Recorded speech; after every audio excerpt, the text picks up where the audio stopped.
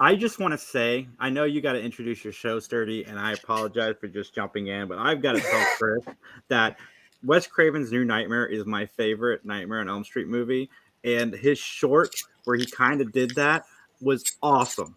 Just want to get Thank that you. out of the way. Like, I absolutely loved every bit of the 7 or 8 minutes that short film was. I want more. Well, there's never gonna be more. There you go. So That's what I'm saying, though. That's how good it was. You leave him wanting Yeah. more. There Like, was an old adage from Tex Avery, who was one of the Looney Tunes animators, and he said, "Always leave them wanting more," you know. Mm-hmm. And that's it. Short, sweet, to the point. Always leave them wanting more. yeah. Mm-hmm. And you did that. What was the name of that one? That was New Tale, the demon from Elm Street. Okay. The Yep. Demon Yep. of Yep. Elm Street. Yep. Okay. Cool. Mm-hmm. I just watched that one a little while ago. Oh yeah, I'd watch them all back to back to back. But Yep. There's actually a react to the Kruger series that I was watching before I came on here, so I was going to check that one out and see if people were actually audible in their reacts. The thing about a lot of reacts, people kind of just sit there in silence and watch, and I'm like, are they entertained? Like, what's going on? Where's the reactions? Right. Did I do something wrong, or am I that good? I don't know. Would you, since you mentioned that, would you want a reaction video? Would I Like- want, or would I make one? Would you want one? Like somebody watching? Oh yeah, one I of your love reaction videos. I love it when people do that, because then I kind of sort of gauge whether, like, you know, I'm doing well with my audience, if people like it, and you know, seeing a reaction really does help actually as a filmmaker. My next question to you, because I'm just trying to put some things together now. Just because you mentioned the react, what about if, like, say, us right now, we played the film, like as I'm on my live, and you're getting like the live reaction with your movie playing? Would Yeah, that could be fun. I'm down to do that. If you want to play like a short or something, I could also do like director commentary and stuff. Oh gosh, Chris, hell yeah. I'm pretty familiar with your work before these short films. I interviewed Deborah Lamb a while back, and I had watched your Mother short films, and those were really good as well. I heard your sentence at first. I'm like, what the fuck are you talking about my mother? And then I go, oh, short film, got it. Oh man, Gotta love it. I remember when I made Mother, I was trying to think of like a cool title, and I didn't want to, like, you know, have like Psycho 1.5 or something like that. And so I'm like, it just seemed like the only natural title I could think of, but I don't know if it has the same oomph as Psycho. So it's one of those, you had to kind of roll the dice on that one and hope people like it. Yeah, sometimes. These three films, though, these three shorts were just awesome. And I like how you use the characters, but you didn't use the story. You used like a little bit of it, but you made your own story with it. And I'm like, What shorts? What are we watching? What are you talking about? It's, I should have had them up. It was Kruger.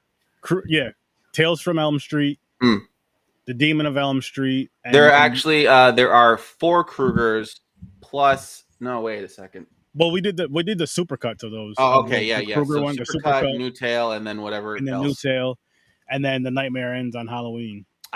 Those are the 3 we did, and those were just, I was like, wow, I love it's just different. It really showed your progression as a filmmaker too. Thank you. I'm glad you actually noticed that, because yeah, if you were to pop in the first Nightmare Ends, that was made 20 years ago next summer. Yeah. And in 20 years, you could see how I've advanced. And again, just doing stuff with no budget, you know, even just like the first Kruger was made in 2011, and then New Tale was made in 2019. And you can just see how just the camera changes everything. Being able to, like, that Freddy makeup I did, and the very last time we see Freddy that's just cotton swabs and latex on his face. Wow. There's no mask, there's no nothing, because I wanted to see him emote. So I took latex and I painted his face, put cotton swabs on, and create the shape. And I didn't want to lose, you know, my actor in the process. And I did the little brow. He's got a bald cap on. And it's funny because when we wrapped, like, you know, just peel the whole thing off like a condom, and it's kind of funny. That guy that was playing Freddy was really, really good. It was awesome.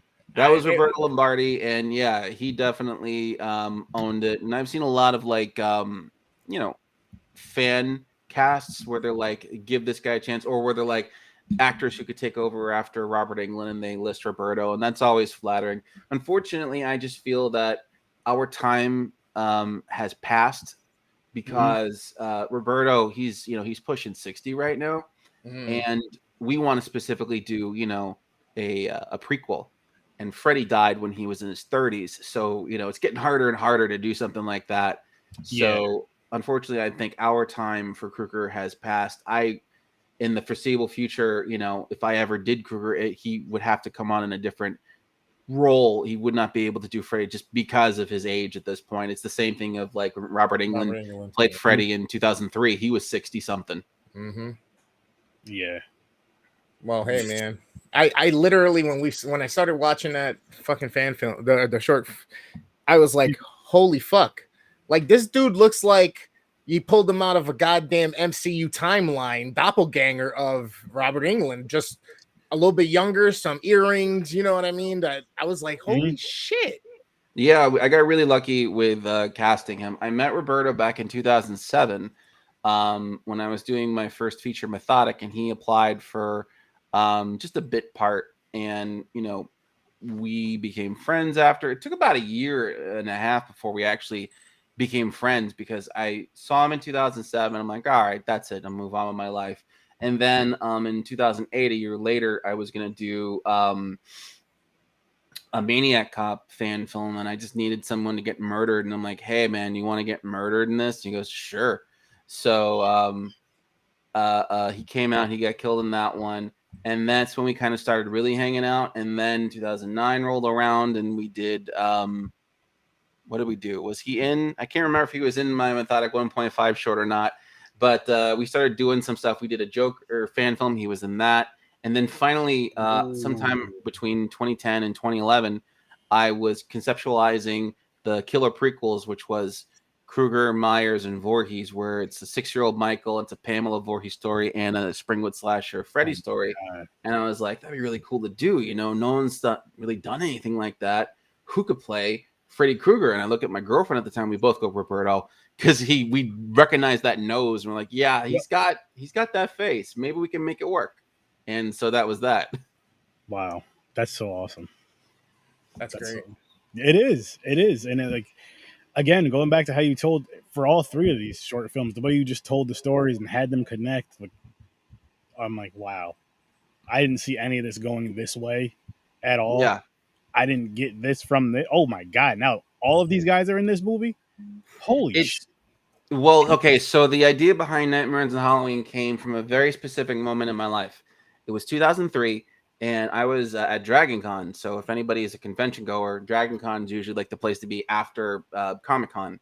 So I was there, and that was the second convention I ever went to, and I was at the costume contest, and I was dressed up as Ash from Army of Darkness. So I'm waiting backstage, right? And they have the screen come down, and they played Sandy Calora's Batman Dead End. So I'm watching the movie backwards because I'm behind the screen and everything, but I'm watching, and I'm like, oh shit, they got Batman, they got Predator, they got the Xenomorph, they got the Joker in there. That's pretty cool. Hollywood could never pull off something like that. Good on him for thinking that idea. And then I go, wait a minute, I want to do that. Okay, what can I do that Hollywood could never do? Yes, I must think. And I conceptualized. That's where I came up with my idea. I go, if I'm going to do a fan film, I'm going to do something that Hollywood could never fucking do. And that was put all those killers in one room. And that was always the idea, was to get them all into one room. We did the first fan film in 2004, shot it on home video.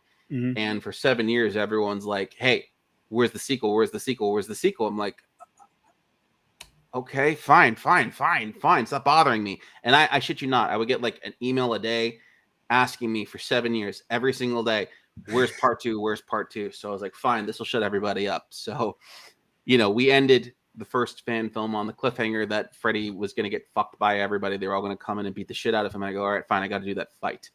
So I did the melee fight, and then I did the individual fights, and that was the whole point of part two, was just to finally give people what I kept promising at the very end. See, I need to watch part two. We should have watched part two also tonight. I have a supercut of 1 and 2 together, actually. I wish I would have known. I would have did that too. Well, it's on the channel. Next time. We will watch it next time then. I I gotta say, I'm looking forward to seeing part 2 because, like I said, the progression of that film to Kruger definitely shows a much more mature somebody who's been doing it for a little while. You could see in part 2 is, well, we filmed Nightmares on Halloween part 2 after the first Kruger because Roberto came on and he did, Springwood Slasher Freddy.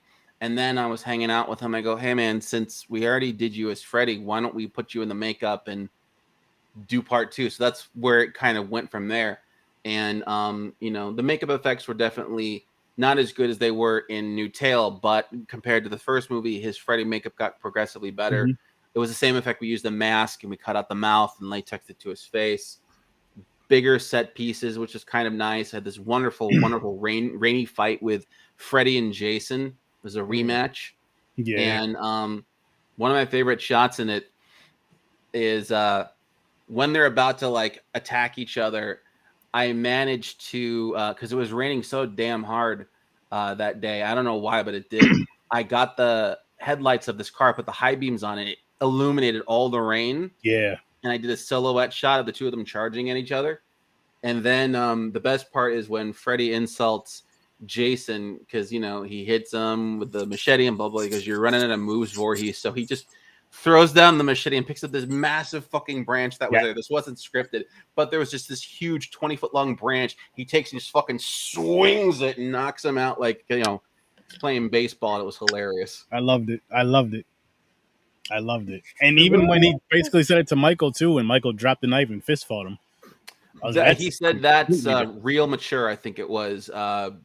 With the Nightmare Ends, those were more of the latter Freddy, where he's like, kind of quippy and sarcastic.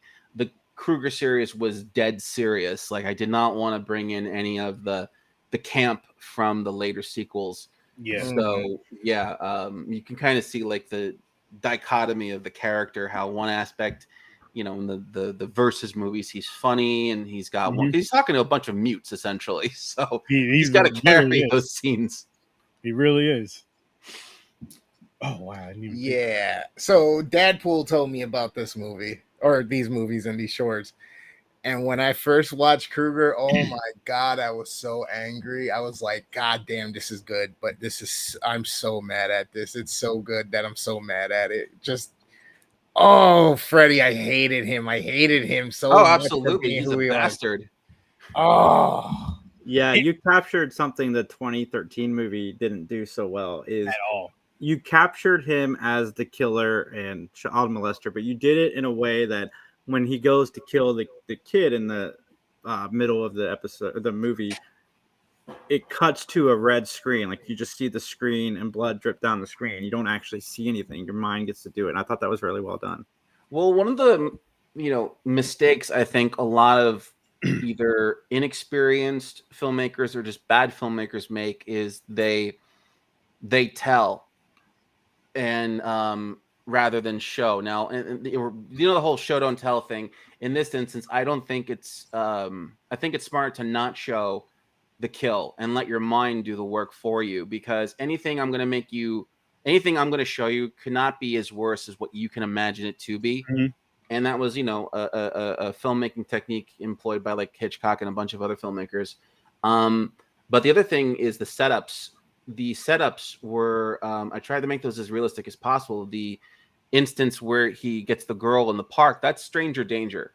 Yeah. That is a thing from the 60s and 70s where they would show these films to students in school and go, stranger danger, don't, tell someone your name and blah, blah, blah. And I'd always hear these stories from like adults saying, yeah, I almost got abducted by some guy in a van or a car or whatever, So I was like, all right, well, I'm going to show that. And because they hit so close to home, I think that's why it messes with people. I had a public screening at the library where they filmed the original movie, and I filmed a portion of my movie there in Los Angeles. They used it as the police station. Oh, nice. In the first Nightmare. So we screened there, and I straight up told people when they're coming, they go, listen, there's going to be some stuff in here. It's going to make you feel really weird. If you're sensitive or squeamish to, this type of content, leave now or forever hold your peace. And sure enough, people sat out and then they started walking out. I go, what did I say? Yeah, some people are just like, oh, I can handle anything. Like this isn't just blood and gore. That's not what I was talking The about. funny thing is, it's not that graphic, essentially, with the exception No. of the one kill we have with the boy. Yeah, Everything Michael. else is really implied. But I think that was when people started leaving. They were leaving with the implicated stuff, not the physical stuff.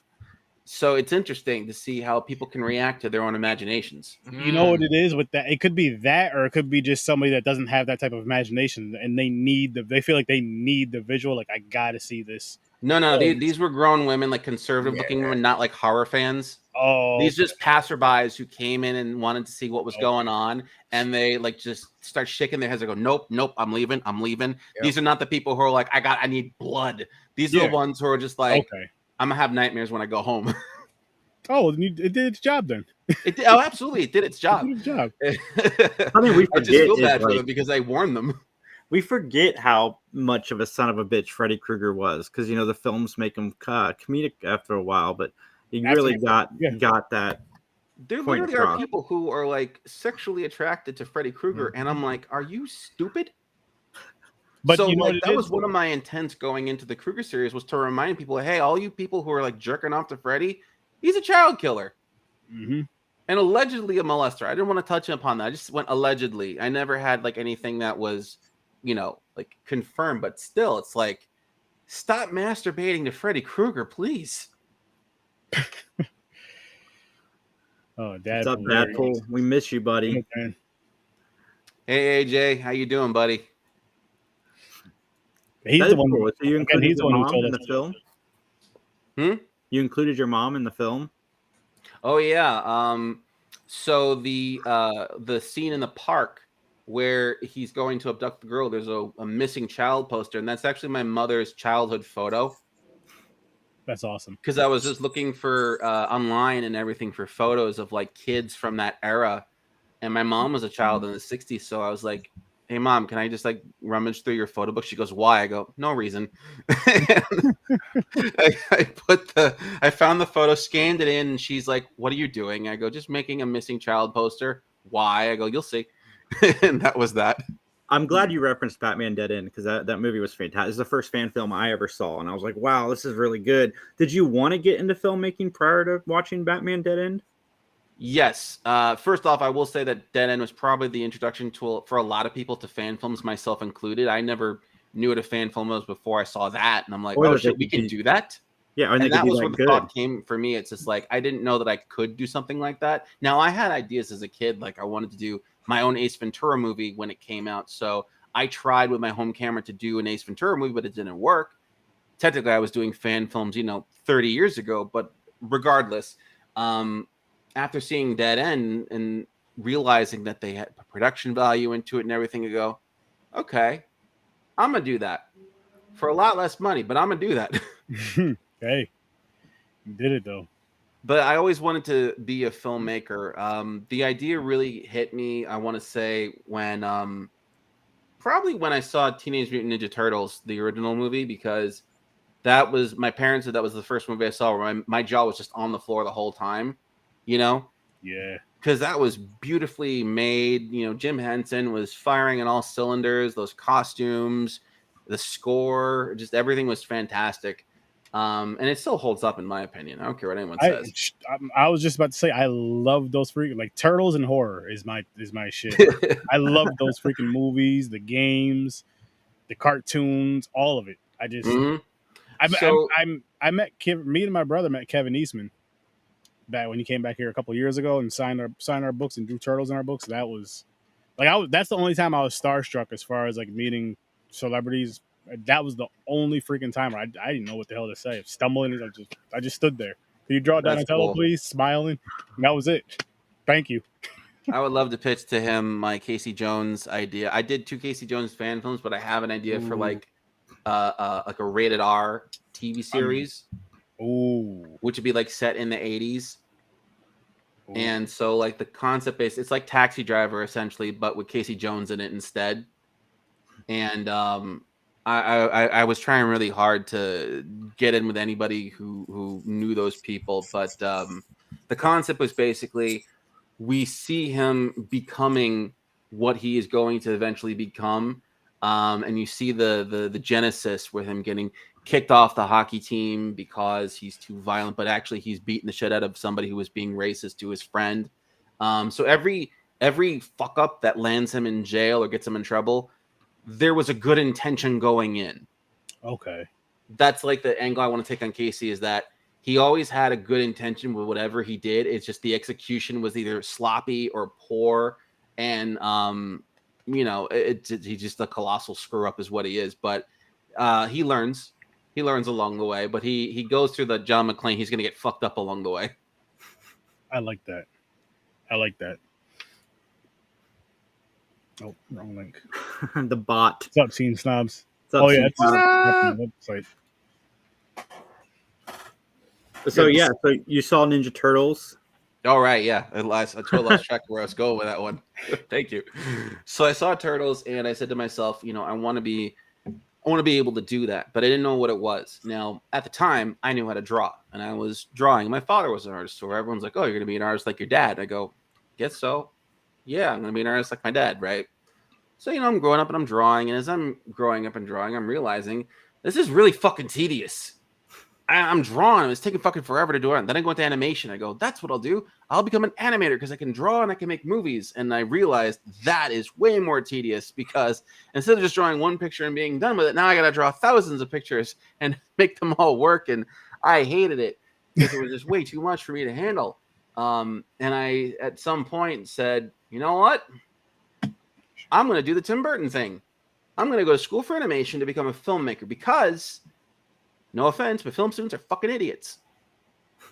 Every film student I ever went to was like jerking off to Quentin Tarantino and Stanley Kubrick and making black and white crap, and it just, you know, long shots for no reason. And I was like, I hate you people, so I'd rather learn how to do animation and then make a movie using my animation skills. And I did.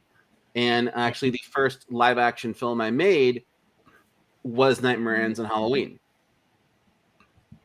That's interesting. That's so yeah, that was my third year in my third year in college. And so 3 years of animation, and I go, okay, I now know how to work a camera, I now know how to edit, and I now know how to do special effects, because I was doing stop motion. So I knew mold making, I knew puppet making, set building, and special effects makeup and all that, because, you know, you got to build these things and do all this crap for it. So I'm like, I have all the skills that I need. I sculpted that Jason Voorhees hockey mask myself and casted it in a mold and everything. So yeah, I basically just said, screw it, I'm going to rent the camera and rent some lights. And I made the first Nightmare Ends on Halloween while I was in animation. That's awesome. Then I tried to submit that for my thesis, and they go, no, you have to do something animated. You're in an animation, stupid. And I go, fuck. So my thesis sucked. Shit, that was. I gotta ask, great. What do you say to somebody who would approach you and be like, why make fan films? There's not a lot of money in fan films. No, yeah, there's absolutely no money in fan films, nor should there be. Which, by the way, that brings me to an important point.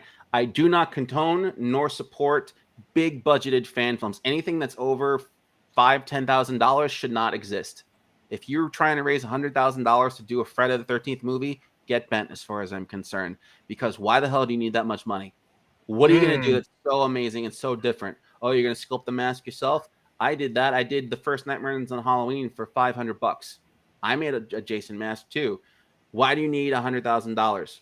Oh, we're going to shoot on red. We got to pay the editor. We got to pay the actors. It's a fucking fan film. If you got $100,000 to do a fan film, you got $100,000 to do an original movie. But getting on to that, what was the question? That you think you answered it. Pretty much. With that rant, he did. He pretty much did it. No, why make fan films? Like, okay, so why make fan films? Fan films are excellent for multiple reasons. One, for practice. You can just make stuff about things that you enjoy, and you could learn how to become a filmmaker in the process. Two, it's really amazing exposure for yourself, because if you're capable of doing a good fan film about a property that maybe doesn't have a lot of fan films to it, if any at all, you A, did the first, B, you did the best, and C, people want to watch it because it's already got a built-in fan base. So just coming at it from a marketing standpoint, you're tapping into something that already has a pre-existing fan base. So you know for a fact you're going to get an audience regardless whether it's good or bad. But if you do something that's good and you manage to romance that audience, they will view it as headcanon for them. And they could then be on your side, petition you for future projects. Like, for example, Kruger with me. We did have people who actually tried to get me in front of Newland. It didn't work, but they tried, and I appreciated that, you know? There are people who go, I watched the Kruger series, and then I put in Nightmare on Elm Street, and it's canon for me. I go, fantastic. My fan films have gotten me to become guests at conventions, so that's nice. That's awesome. So yeah, there's definitely, there's merit in making fan films. However, I do not think there is merit in making a big budget fan film, because what sets you apart from just a regular production at that point? Everything I've done has been for under $2,000 a pop. Sometimes even less than that, $500, $100, depending. If I had $100,000 and I made a fan film, I just made an independent movie at that point. I can't sell it, but I had the budget. So there's nothing at stake for me, really, because I didn't have to explore or try to, challenge my skills as a filmmaker to pull it off, So yeah, anytime you see someone asking for $50, $100, $200,000, $1 million to do a fucking fan film, you should be like, why? Oh, we really love it. Oh, you really love it? Good for you. What do you fucking need that kind of money for? I did, and that's another thing that bothers me too about a lot of filmmakers. I know everyone has their own speed at filmmaking, but there are people like, oh, it takes like months, weeks, years to do a project, so we have to pay everybody. It's like, I work for free, and everybody who works for me works for free too, because it's a fucking fan film. You can't profit from that too. It takes me a day, 2 days to do a fan film. I did New Tale in 2 days, and that's only because we were doing night scenes, and I didn't want to be up until 4 a.m. People get tired, people get hungry, or the makeup was coming off for whatever reason. So it's like, I feel that if you're a filmmaker and you want to do a fan film, specifically a fan film, you should challenge yourself to try and make that for under $2,000. And I don't care what your story is. I don't care how big your project is supposed to be. You need to make it for under that $2,000, because otherwise, what's the point of doing it? Why are you trying to upstage Hollywood if you're getting a indie-sized budget?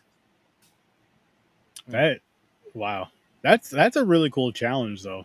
I love it. I'll even say Thank you. I've gotten a lot of clapback from it. $2,000 or less. It's like, $2,000 or less. If you're gonna do a fan film, do it for $2,000 or less. Let's see who can do the best one, and just have a fun competition, which is gonna bring out the best in each other. Because it's like, oh wow, they did this. That's amazing. I got to step exactly. And I crowdfund for the fan films, but I'm only crowdfunding for the 2,000 because I know I just need it for my costumes. I'll do everything else myself, but I need the costumes. And it pisses me off. It really does, because I think A, it's oversaturating, and B, it's creating these new standards of inflation that we shouldn't have. Someone was trying to raise $100,000 for a Terminator fan film, $100,000 for a Jason fan film, $100,000 for a Scooby-Doo fan film, $100,000 for fucking Friday the 13th. Like, why? Why? And they get that money too, and then it's like, oh, the other one, Spider-Man Lois, that was $100,000 fan film. Why do you need $100,000 to do a fucking Spider-Man movie, dude? Oh, we had to pay our animators. Fan fucking tastic. You paid your animators. What'd you do with the rest of the money? Or costumes. I know how much it costs to make a Spider-Man costume. What'd you do with the money? It's all bullshit.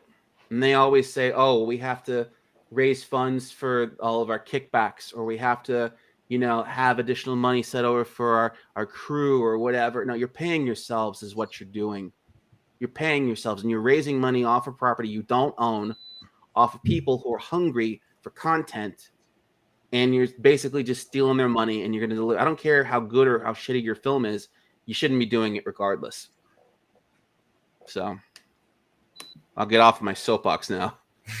No, I love the passion behind Hell it. yeah. That makes a lot of sense to me, and I've liked some of those bigger Friday the 13th movies, but everything you're saying makes sense. Like, I get it, and I gotta say, like, of all the people we've interviewed that have made these fan films, you definitely seem like the less stressed out one. Well, you know what? I'll say as far as budget wise, yes, because we had some other ones that are I don't know what their budget was, but I know it wasn't like 50,000 or whatever. And same thing. But they did. But no one came on here and said pretty much. Listen, fan film should be $2,000 or less. Nobody came on here and said that. And I really think that's an awesome idea. And I would love to see independent filmmakers that make fan films just step up to that challenge. Why not? Why not? Yeah, why not? It's a challenge. I mean, the whole point is, for me, I always view fan films as this is something that you're trying to do to impress Hollywood. Mm-hmm. How is Hollywood going to be impressed if you go, oh, you see that Spider-Man movie? I made that. Yeah, what was your budget? $100,000. Okay, so what? If I were to churn out something that was of the same quality and I go, you see that? I made that. Oh, yeah, what was your budget? $2,000. Holy shit, $2,000? On what? It's my secret. Now imagine that with money. Right. And that's really the way I go about pitching myself, you know? With the KRUGER shorts, each short was made for like just a couple of $100 really, because, you know, once we got the sweater, that was kind of it. And we got the glove and that was it. And then it's like, oh, I need like $100 here and there for like a random prop or something. So I was keeping those low, but you watch them and it's just like, well, what did I spend the money on? You'll never know because it's impossible to calculate it, because it's like the production quality was actually pretty decent on the KRUGERs. I was pretty happy with it. Mm-hmm.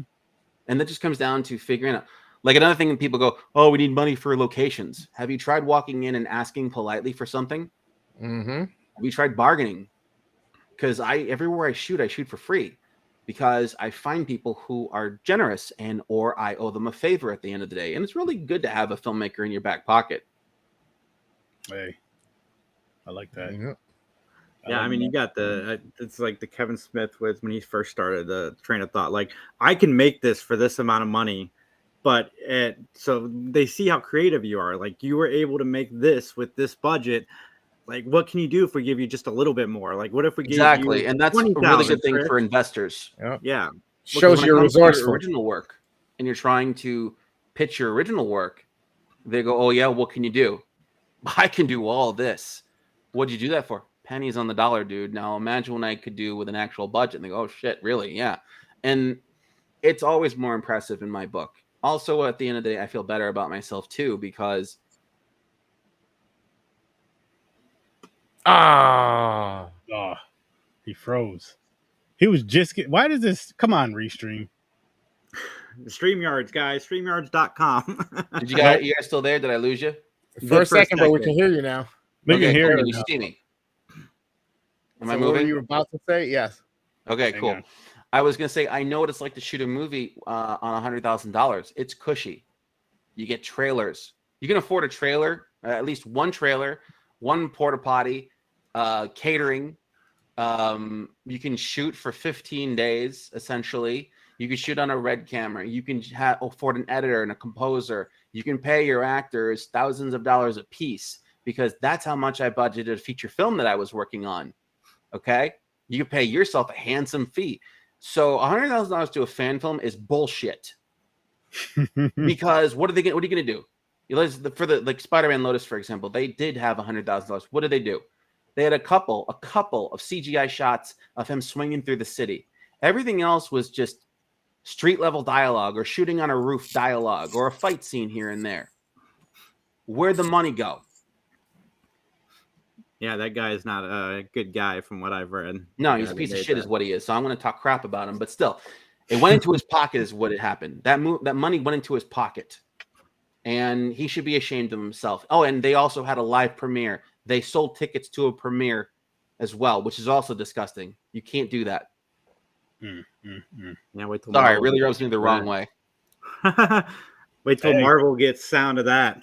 I hope so. I hope so. And the sad passion. part is he did it during the strike, which means he just risked the careers of all the actors who appeared in his movie who didn't know any better. And his career. When you're promoting a struck company during a strike, SAG says we're not going to ever allow you to become a union member afterwards. So they're never going to get to be professional actors because of this idiot. That sucks. That's tough. Yeah. That's wow. But yeah, when it comes to filmmaking, especially indie filmmaking and fan filmmaking, you need to be ingenuitive. You need to be able to think on your feet and find out how to get what you want without spending money. The art of not spending money is a greater skill than anything else in filmmaking. Mm-hmm. I like that. But it makes so much sense because you have to be more creative. Absolutely. You I have to mean, just I did the first Nightmare Ends on Halloween with garden lights. I did because so do you know the scene where Freddy approaches Michael for the first time in that foggy room and he gets mad and he bitch slaps the pumpkin into the fog? Yeah. Mhm. Right. So what happened was when we were filming, I had the pumpkin, I had the camera in one hand, the pumpkin in the other, and I was gonna underhand it to someone on the other side of that light and that fog so they could just catch it. Well, first time I did it, I overhanded it and I beamed the fucking light and pff, light went out. So you see the pumpkin go right into the light, black. I'm like, shit. I had to go replace the light bulb. I do it a second time, hit the light a second time. I go, son of a bitch. So I'm like, all right, I'm gonna underhand it this time. I'm gonna underhand it. So I underhand, and then they finally catch, and I go, thank God, because that was my last light. But that was my last light. I still had to do other stuff. So I used garden lights. I went to Home Depot because those little lights that went into those the lights I had were professional grade, and it was a weekend, and B&H is in New York, and I'm in New Jersey. It was just not in the cards to get new light bulbs for the professional camera lights I had rented. So I went to Home Depot and I picked up some garden lights and I just stuck those on the tripod and filmed. And I'm like, all right, it works. In the fifth Elm Street tale, shit, what was it? The was that the legend? The one where he finally gets burned. The legend of Elm Street. I used my cell phone light for certain shots where we're in the park with Freddy in full makeup, and when he's going after the mother at the end of it, we had to underlight him. I just used my cell phone. Wow. Yeah. Wow. So it's, yeah, you have to just be able to think on your feet and make it work. You know, find your locations that are already well lit. Go scout. Find places you can get for free. Find places you can get for a favor. Ask nicely. Overcome your social anxieties and talk to people. See, and you know what I like about what you said on here is, I mean, everybody says, you know, anybody can shoot a film. You got your cell phone, this, that, and the third, but you're just giving people more things. Like, you're, again, don't be scared to go to whatever store, wherever. Hey, can I shoot here? Can we shoot here for? I promise it'll only take us 5 minutes. We're not going to make a mess. We're not going to get in the way. Yep. Blah blah blah. Whatever the case may be. If we owe you a favor, and that's the art of ninja filmmaking too. And that's a great point you brought up, which is being able to get in and out without disturbing people. Mm-hmm. If you know for a fact, because you read your script, you're good at what you do, you know for a fact it's only going to take you 30 minutes to an hour max to get the scene done and get out. You go in there, you go, look, can we just have this place for an hour? Just 1 hour. We'll be in and out of your hair. No crew. It's just me, camera, and the actors, and we'll be out. And you can promise that. A lot of people will say yes to you, especially if they're like a fan of whatever the hell, especially if you're a fan film. It's like, oh, you're doing a Batman movie. I love Batman. Sure, man. Is Batman going to be here? Because that's the question they're always going to ask you, you know? And sometimes people just want that. My most recent fan film, which was I Am Kingpin, I shot at my favorite pizza joint out in LA. Now, the guy there, he's cool. We're buddies and everything, but he loves this stuff. So he actually wanted to be in it. So we murdered him in the short, and he was having a blast. We shot the whole movie at his store on his day off, no less. I love because he was just a great guy and a huge fan, you know? Now, for any of those people that you've worked with, especially the ones that have businesses, have you ever done like a commercial for them? Like, hey, I'll do a commercial. I did. That's a great follow-up because I just did 3 commercials for him. I did those out of the kindness of my heart because I liked him. I liked his pizza. And then in exchange, I said, hey, I'll do these commercials. Can I shoot here at some point? He goes, sure. So when I came to collect, he didn't have a problem at all. And that right there, people, is a gem. Hey, yeah, you can shoot your movie here. It's like, hey, I'll shoot you guys a commercial as well, just as like a thank you. do it up, edit it up, and give it to you. And guys. that's why it's always good to have a filmmaker in your back pocket if you own a business, because you get free promotion, you get free content for yourself. Yeah. I shot at Esco's Pizza in Hollywood, California, and I have done so much for this guy, but he's also done so much for me at this point, and it's been very mutually beneficial for the two of us. And I don't have to go elsewhere at this point, but if I did, I'd do the same thing. And I think that's part of the filmmaking process, you know, being able to network, communicate to people, and figuring out what you can do. You know, shoot at a diner, go into a diner and ask. And usually it's like, oh, you buy food. You know, if I want to rent a booth, I want to shoot at a booth in a corner of a diner, right? Okay, well, you ask and go, we'll buy some food and everything. If that's cool, all right, fine. Just stay in the corner. Don't make any noise. Not a problem, you know? If you want to shoot in, like, for example, in the KRUGER, where he's chasing that boy through the junkyard, I just went to the junkyard and said, hey, can I film here? It's a junkyard. What are they going to do? Like, oh, we're busy. No, it's a junkyard. So they decided, fine, just what are you going to do? I go, we're going to run through here, and we're going to go to that building, and then he's going to kill the kid. And they're like, all right, fine. That was it. No one had a problem with it. See, and I just like that stuff still happens. You know what I mean? Or you could just go and kind of just bargain. Hey, listen, you scratch my back, I'll scratch yours, whatever. Mm-hmm. And then you follow up on that, though. You don't screw people over. You follow absolutely. up on you that. do need to be a man of your word in this Yes. day and age, because so many people do screw each other over. Mhm. And I've had experiences where I go in and I ask, and they go, no. I had a guy who come in before you, and he did this to me, and I'm not doing it anymore. And I've gotten told no as well because of previous bad experiences. So I feel that it is important that A, as a filmmaker, you need to know how to network. B, you need to always be a person of your word. And then C, you need to always follow through in all your actions, you know? And that kind of B and C are kind of the same, but that's the point of it. You can't just rely on money. If you're going to sit there and go, I've said this to other filmmakers, you know, oh, we're raising a budget. All right, for what? It's like, well, I'm going to do this. When like, I want a director's chair. Why do you need a director's chair? So I can sit and direct. Oh, I'm sorry. If you're sitting in a chair, then you're clearly not working. Because if you're on an indie project, even with $100,000 budget, your ass should be on your feet at all times, running around and making sure shit's getting done. Because if you're just relying on other people to get shit done, now you're waiting. Now you're on their time. But if you're getting stuff done yourself, they're on your time. So, yeah, I feel that people who want the experience of a movie set, and while they're, we have a trailer, look at my director's chair, it's masturbatorial in my opinion. This might be my favorite interview we've done. Little ego. It's a little ego. No, because what I love about it is he's being. You could tell that he's being genuine, honest. Mm-hmm. Not saying everybody else wasn't, but he's just like, this is how. Passionate. You're passionate about what you do. I am very passionate. I was on I remember. So I was on $100,000 budget set. It was my own, and I remember the agony that I experienced waiting on other people, waiting hours for a shot to get set up because the cinematographer was a sloth.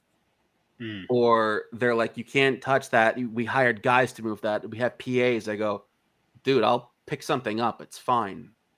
If it helps get the job done faster, just give me the fucking box. I'll move it myself, you know? Yeah. I'm that kind of person. And I don't like the idea of just sitting and waiting because A, that's time wasted. B, there's people staring at you, probably thinking the same thing as you are. What the fuck is going on? When are we going to go home? So it's like my goal is to get done now. And I've had my cinematographer who was working on that project goes, look, I understand that you're used to doing everything by yourself. You're used to working fast and everything, but this is how it is in the real business. I go, then fucking change it. Okay. If this is how you think it is in the real business, change, because I don't want to sit there doing nothing. And I don't want my people sitting there doing nothing. I want to get the movie done, especially if we have limited funds, limited time, and we do have a deadline. Essentially, I don't care if it's $100,000, you still have to get the fucking movie done at the end of the day. So I do believe that if everyone comes in with that attitude of let me help, let me if there's something that needs to be moved, I'll move it myself. If there's something that I can do to expedite the situation, let me do it. If everybody has that volunteer action to themselves, a movie's going to get done a lot more efficiently, a lot quicker, with a better overall attitude. When people just sit there, they think. And those thoughts are never always positive. That's true. It's very true. That works for any job. If everybody just pitches in, you get the job done faster. Because you all want to go home at the end of the day.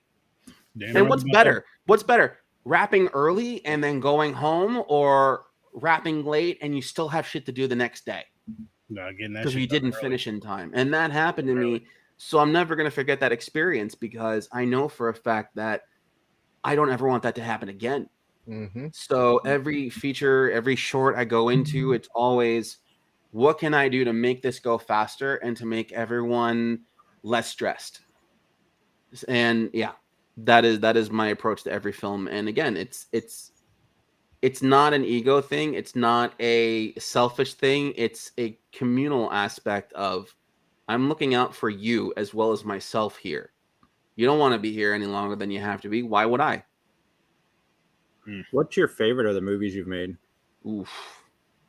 You've gotten awards for some of your movies. I believe Mother got something, didn't it? Yeah, I've gotten a couple of awards. You know how people like to go, oh, I'm an award-winning filmmaker, until I have, like, you know, a South by Southwest award, an Oscar, or a Saturn award, or a Golden Globe. I'm not going to call myself an award-winning filmmaker, but I do have some. I did one. I got one for John Wick for my short film Haunted City. Mother got something. The Protector got something, and I think Turned and Kruger were nominated at something down in San Diego. It's on IMDb. I don't know. But my favorites, it's kind of more like my eras, I would say. 2019 and 2021 were probably my most prolific years as a filmmaker, as I made the most. I think I did, like, I want to say 32 shorts in 2019 or something like that. It was a lot. And then in 2021, I just came under that same number. But a lot of those shorts from that time period were some of my favorites. Okay. Like the John Wick, Haunted City, Space Ghost was still pretty good. Gort, Gen 13 was really well made. I Am Kingpin just recently was really well made. So, and the Scream short film, I really liked the scale I brought to the Scream fan film. I can't wait to watch. Scream is my favorite horror franchise. I cannot wait to watch your Scream fan film. Okay, so I made that movie the night they announced that they were going to do Scream 6. Okay. And I was like, all right, guys. Because everyone is on set. We were all about to film, and then all of a sudden we get the Twitter announcement: Scream 6 is now officially in development. I go, if they don't steal this idea from me, they're fucking idiots. They didn't steal the idea from me, so they're fucking idiots. But the idea I had for my short, you're gonna love. I can't wait to check it out. Oh boy, I'm gonna check it out just because I'm a fan of yours from what I've seen so far. Yeah, you can ask these guys. I don't like Scream, but I am gonna check it out. Did you also say you did a Joker I didn't film? like Scream myself, actually. I only liked the first movie, and I had been asked since Nightmares on Halloween, where's Ghostface? You know, why wasn't he in the mix? And I go, first off, Ghostface isn't one fucking person. He's like a bunch of people who keep dying. Never once has come back from that. Why would Ghostface be amongst Leatherface, Jason, and Freddy, and Michael Myers? Those are not his peers. Not at all. You know, and that's and once I realized that thematically, that's where my idea for the Scream fan film came from, because everyone's like, don't you have an idea for Scream? I go, he keeps dying every fucking movie, and it's always a new group of people the next time. It's never the same fucking person. Billy's never once come back from the grave. And even what they did in Scream 5, no thank you. So how do you make that work? And then I realized it's an idea. And the idea of Ghostface is what can be scary. So I focused on that aspect with my short film. And I think that's what helps set mine apart from, you know, all the other fan films and movies out there. Damn, I we gotta watch can't wait. that. Yeah, I'm not spoiling it. We gotta Thank watch you. that. Thank you. Now, No did I hear problem. you say that you did a Joker fan film too? I did a couple, actually. I did Ooh. my first Joker fan film was in 2006, And that was right before they announced or cast Heath Ledger as the Joker. Wow. And I said, I want to do what I think Christopher Nolan would do for Joker at the time. So we went with the traditional, he's got the white face instead of the makeup and everything. However, this is, to my knowledge, the first time you ever see Joker perspire, because the makeup was on so well that he could actually sweat and it wasn't coming off. Oh, shoot. But I treated him like a mafia hitman. So it was a darker outfit. It was a black suit with a purple shirt and green tie. But we went for more Kubrickian vibes because he actually kills this dirty cop to Ode to Joy with a crowbar. Okay. Yeah. Then after that, in 2009, I did I started a fan series where I played Heath Ledger's Joker. Okay. And we basically did the seduction of Harley Quinn. So it's how did Heath Ledger's Joker find his Harley Quinn in our story? So it's him in Arkham, and you have the therapy sessions, and then him corrupting her, and then absconding with her in his escape, and then the two of them getting their costumes, and then going on a murder spree, and that was that we did that over the course of a year. And I think that was it. I don't think I did any more official Joker stories after that. Nice. So do you have any like crazy ideas of franchises to combine? Yeah. First off, the best combination ever, I did Amalgam. If anybody's ever read the Amalgam comics, I did an Amalgam's fan film. So we had Super Soldier and Dark Claw and Hyena and Green Skull in it. I had to limit myself because there's only so many costumes I can make. And then with other crossovers, what else did I wanted to do? Back in 2004, I wanted to do Batman vs. Punisher, and that never got to happen, unfortunately. And looking back at it now, it's just there's only two logical explanations, and the fans aren't going to be happy with either. One is Punisher just straight up murders Batman, and no one's going to be happy with that. Or two, Batman defeats the Punisher, and Punisher shows weakness, and no one's going to accept that either. So I'm like, you know what? I'm just going to keep my hands off of this one.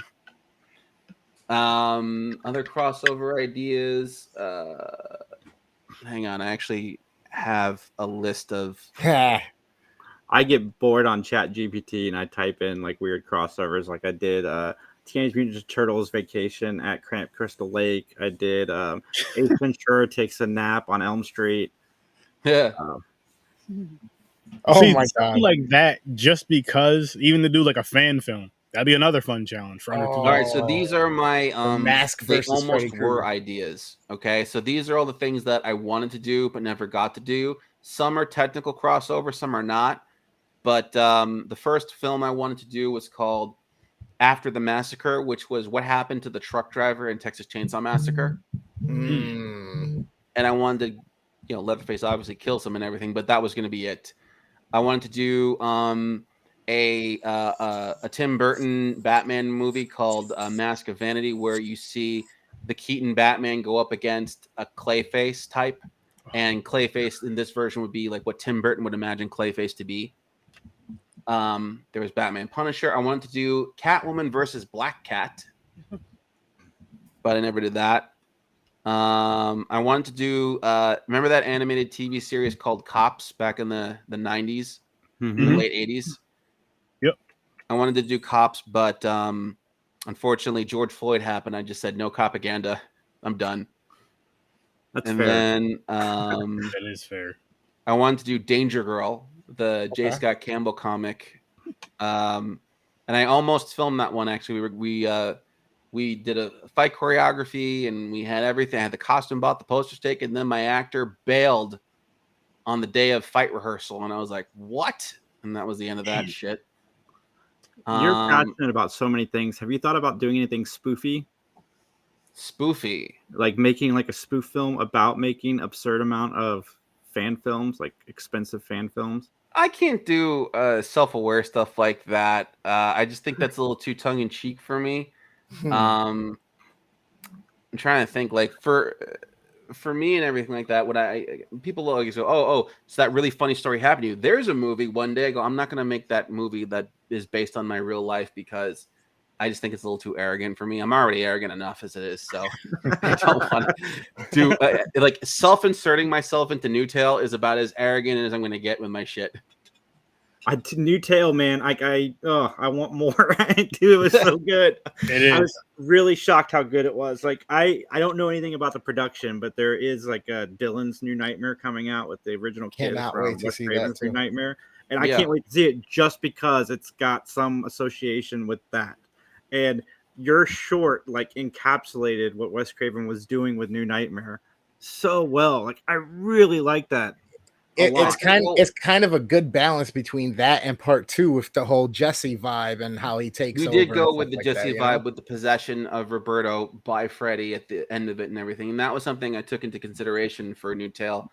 With it, that was a 2-day production. The problem I'm going to have with Dylan's New Nightmare is that it's a continuation, but there's no Wes. Wes is gone. Heather, I don't think Heather's going to be in it. And if she is she going to still play Miko's mom? Like, I don't know about that.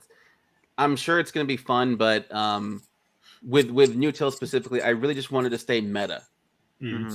And I don't think that I don't think that Miko Hughes is going to be able to pull in anybody else from the Elm Street franchise to maintain the meta aspect. Yeah, I don't think there is. I had somebody comment on Newtail, and it was just like, he says, I feel that in the movie, Freddy represents what the fans want, and that Roberto and the filmmaker represent what they want. And I go, nail on the head, Captain Obvious. It's one of the reasons I'm excited to see your Scream franchise, because Wes Craven's New Nightmare was the precursor to Scream, and you handled that so well that I can't wait to see what you do with Scream, because you really I do captured acknowledge that the concept of franchises in the Scream short, actually. And that's basically Ghostface's plight. The idea that everything is a goddamn franchise. And when instead of trying to make a franchise, you just need one really good idea. And that's really the whole movie in a nutshell.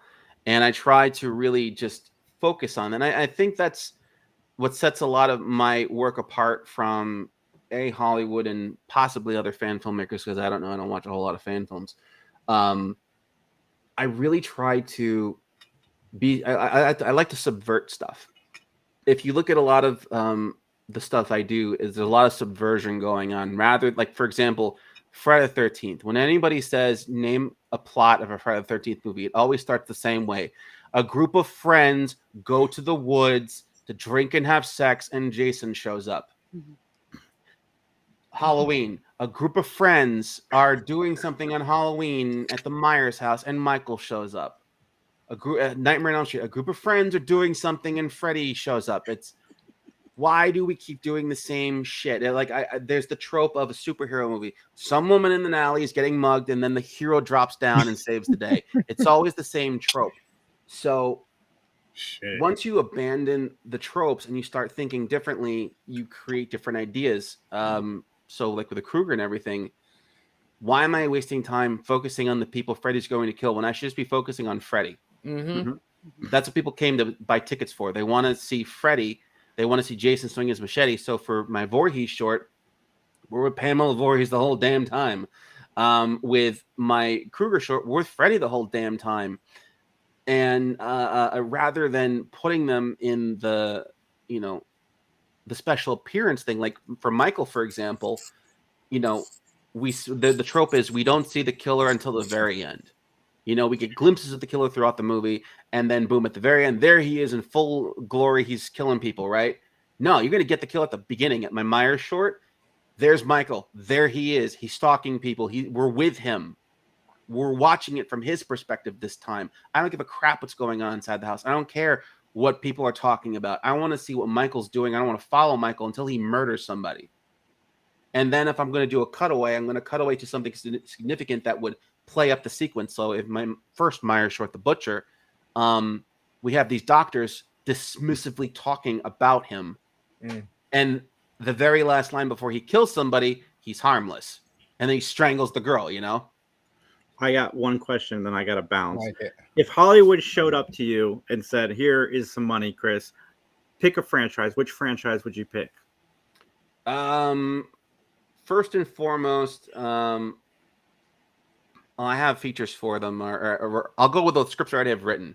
So I do have a feature-length Kruger script, so I would take that because that's something I want to do. James Gunn's already doing Superman, so I'm going to let him do his first, and then whether he succeeds or fails depends on whether or not I want to do my own Superman movie. It's James Gunn. He's going to succeed. What? James Gunn, he's going to succeed. Oh, he will. He totally will. So I'm going to have to wait another 15 years before I can get in the seat. So when I'm collecting, Social Security, then I'm like, hey, Chris, do you still want Superman? Yeah, sure, let's do it. Mm-hmm. But I think Kruger probably be the first thing I want to do just because I already have the script. It's 125 pages. It's the series, the supercut that I have expanded. And it's everything. It's literally his birth to his death. And the movie encompasses everything that you want to see in Freddy's life. Everything. We need that movie. Robert Englund has wanted that movie for so long. Has Robert Englund seen your short? Do you know? Yes, he has seen my shorts. Wes saw a couple of them actually before he passed. Mm-hmm. And a bunch of the alumni have seen my stuff over the years because people keep going. I guarantee you, everyone who goes up to Robert Englund's like, "Have you seen the Kruger thing?" There have been several instances. I saw an interview with Robert Englund where someone had mentioned Roberto. He goes, "Yeah, oh, I know him." He's heard it at this point. One thing I did actually explain in my Kruger feature, how the hell he got that outfit the day he died. I explain it, and it's the easiest fucking answer possible. He gets killed on Christmas, and he received that sweater as a Christmas present by his wife and daughter, and they go, "Put it on," and he goes, "Okay, fine." Yep. And he puts it on, and he's wearing his leather jacket and fedora when he goes out because it's cold. It's Illinois or Ohio or whatever. So yeah. He's wearing a Christmas sweater when he gets killed. Easiest answer in the book. That's it. That makes the most damn sense. Mm-hmm. That's awesome. I want to see that movie. And getting forced to wear it. The first episode of Freddy's Nightmares kind of did that a little bit, but never to my satisfaction. And like I said, you hit it out of the park with this Kruger series. So I think the problem with Freddy's, that episode of Freddy's Nightmares and anybody else, even in part 6 when they tried to do the flashbacks, they never commit to the bit. Yeah. It's always a flashback or it's a one-off or it's not taken seriously because the content, when you think about it, it's like, why did Freddy graduate from murdering actual children to, teenagers? Because nobody in 1984 was going to allow for Freddy to be murdering 5- and 6-year-olds on camera. So my feature is well, fuck you, it's happening. Yeah. Is what it is. But that's the story. And I got to stick with the story. And also by the way, the genesis of how Freddy goes to murdering children, I think is pretty organic in my story as well. Mm-hmm. It starts out protectively. He's going to just, he sees a boy picking on his kid because he's working at the school and his kid's going there. And he protectively goes to the parents and say, "Hey, tell your kid to stop picking on mine." The father aggressively attacks Freddy, and Freddy's like, "Fuck you," kills the father, and before killing the father says, "You know what? Not only am I going to kill you, I'm going to kill your fucking kid too, out of spite." Goes and kills the first kid, and he's like, "Well, that was fun." And that's where I want to do more of that. Wow. Yeah. Listen, Hollywood, I know I've been talking a lot of shit about you guys lately, and I do mean it because you guys got to take care. Hang on one second. Kyle, where the fuck have you been? What's good, bro? It's been a long time. You need to bring your Canadian ass back, man. Good day, Mike. Wait, he's Canadian. That's right. Hey. Chris, you were way off. I don't know what the hell you were going with. I was joking. Powdered toast, man. Ronald McDonald. You made a story about? Yeah, I did a Rick and Morty short film where they hired Wendy to torture Ronald McDonald for the Szechuan sauce recipe. I want it. It's called Rick and Morty Strike Again. And then I also did a Powdered Toast Man fan from which AJ helped produce. And it's little Johnny all grown up. That's awesome. And he finds his powdered toast. Nice. It ends Horribly. I still want to see it. Well, hit us up, Kyle. Shoot me an email. I got to get my Discord thing together. I don't know what I'm doing on there, man, but I'll figure it out. But Chris, I have a question for you. Yo. All right, Chris, not worst damn gamer, Chris, I not know, Puerto I know. Rican, Chris. That's why we call you that, so you know. But I would love to have you on for like a watch party type of thing, and just go through your films, and if you wouldn't Yeah, that'd mind, be fun. discussing them as we're going through them, and just I guess invite as many people who wants to come and watch these films because you have some dope content. And I love your input on things. I love how you're just telling people you can literally just go out there and just try it. $2,000 or less challenge. I love it. I think let's say hashtag $2,000 or less on your films in the description and all that shit when you're posting on YouTube. Hashtag $2,000 or less in the budget. That because that's going to start a thing. It's going to start a trend. People love those trends. And Another thing that's going to make people stuff. go nuts is, you know how they have like the 48-hour film challenge and people are like expressing how difficult it was. I'm just like, I don't even break a sweat during that. It's like a 40-hour film challenge. You mean 2 movies at once? Like, because the longest it's taken me to, or the shortest it's taken me to make a movie was 8 hours to shoot, then another 4 hours to edit. Wow. So, but I'm not going to get into that because I know that people don't have that kind of speed or stamina. I am the world's fastest filmmaker. How long was it? Probably like 8 to 10 minutes. Hang on. There's a bunch of these I've done. So let me get to my list. That's what understanding your vision does for you. That's literally what that does for you. That allows you to go in, get the shots you want, get it how you want them and need them to be, and get out with the idea of, you know what? If I do it this way and do this way and do this way, I don't have to cut this out. I don't have to jerk to here. I don't have to do this. I can always put in my special effect if I need. And you just have it framed out. That's what preparation is for you people. All right, so I Am Kingpin. My most recent short film is 9 minutes and 42 seconds, and I shot that whole thing in a day. Nice. We started at 1 o'clock, and we wrapped at around 8 p.m. with breaks in between for pizza and waiting for people. Let's see here. My Maniac Cop short was a 2-minute short. I'm not going to count that, but that was also 1 day. What else? Going down my list. Let's see. Space Ghost, that's 6 minutes and 47 seconds. I did that in 4 hours. Spider-Gwen was 7 minutes. I did that in 4 hours. Gen 13 was 9 minutes. I did that in about 5-6 hours. I don't remember how long Powerpuff Girls was or how long it took to make that one. Big Barda of Suburbia was 8 minutes. I did that in about 6 hours. Sub-Zero for Scorpion, I did that. That's a 6-minute movie, and I did that in 2 to 4 hours. Definitely gonna go check that one out. And that was also, these are all like 1-day shoots I'm talking about over here. Yeah, buddy. I like it. Skynet, so freaking impressive.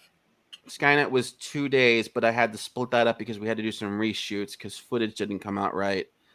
Let's see. The Tick, Martha. Then some of the more complicated ones that took like 1 or 2 days. And the only reason why they take like 1 or 2 days is because the locations are just really far apart. And I don't want to stretch everyone thin. So it's like, oh, we'll just shoot one scene here and then we'll meet up tomorrow and shoot the other scene, you know? That's fair.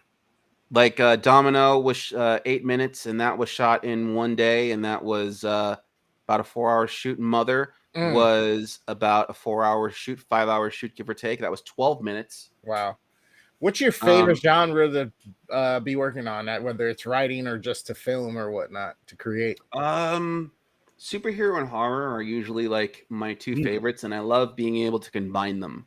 Gotcha. Being able to do superhero horror, something that's superheroic and scary at the same time. Brightburn? No. No.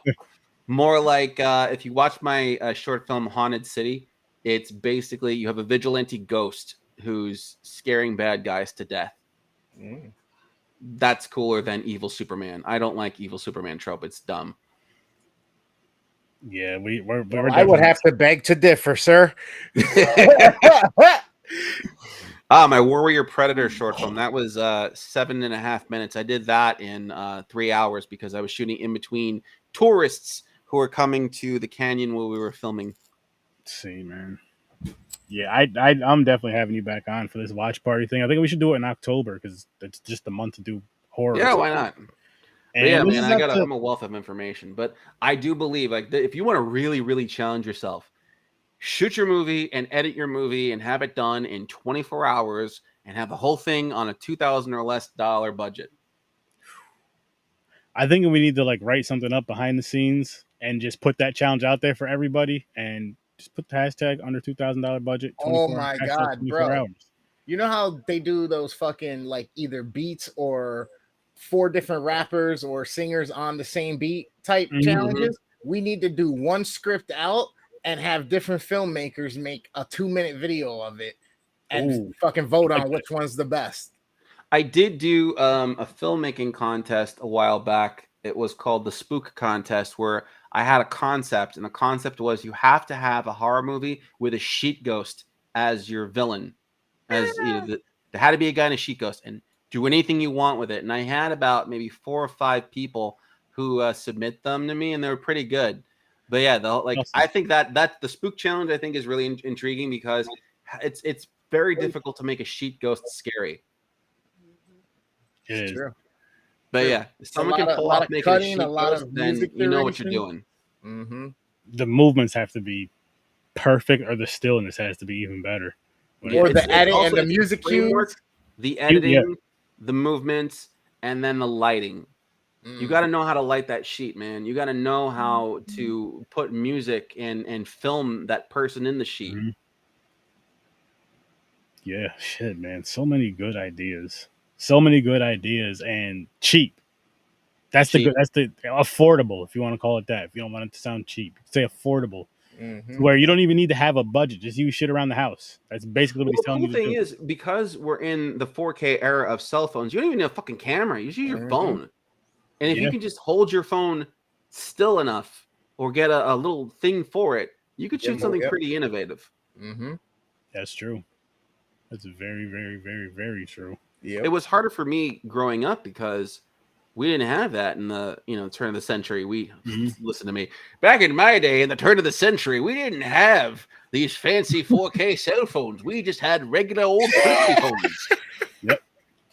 When I wanted to hang up on someone, I go, "Yes, well, fuck you." What's the sound of one hand clapping? Shutting your cell phone is what it is. That's awesome.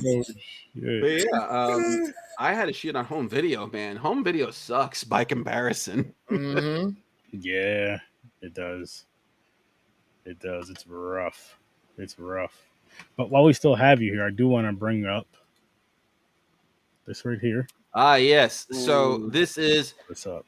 Robot Princess from Planet X. It's an ode to the 1950s sci-fi movie. So I wanted to challenge myself, and I wanted to be able to make a movie that felt like it was made in the 50s. And again, I have my $2,000 budget that I'm trying to do. Yep. Right here. So I'm going to be shooting in my trusted Bronson Canyon in Hollywood. That's where Robot Monster was filmed and a bunch of other sci-fi movies. Batman 1966 was filmed there. Nice. Army of Darkness was filmed there. And I want to be able to show or make a movie that felt like it was made back then as an ode. Now, I actually have with me a little prop I can show you guys. I refurbished this. This is from my Gort short, but it is now the helmet of the Space Ranger. That's because in classic 1950s filmmaking fashion, they reuse everything. You'll note, like if you were to watch like Doctor Who and Star Wars, that there are some people wearing the same outfits. So yeah, we're reusing the Gort helmet. So this is the Space Ranger's helmet now. I've swapped out the red visor for a blue one, and I gave him a new paint job today. And this won't fit my big fucking head, but whoever I get to put in it will look great. It sucks. I get so jealous. I'm like, what the I know, dude. Like seriously, I try to put this thing on, and it's just like it's not going. It's not going to go. Even if I take my hat off, it's not going to go, so I'm not going to bother. But yeah, I got a big fucking head. It sucks, man. I know the feeling because you see some stuff and it's like, okay, I want that, and then you're like, oh, really? This is the biggest size they have, or one size fits all is a damn lie. It is a lie. I went to Texas to get fucking boots. Do you have an idea how hard it was for me to find boots that fit in Texas? That's a lot of alligator, bro.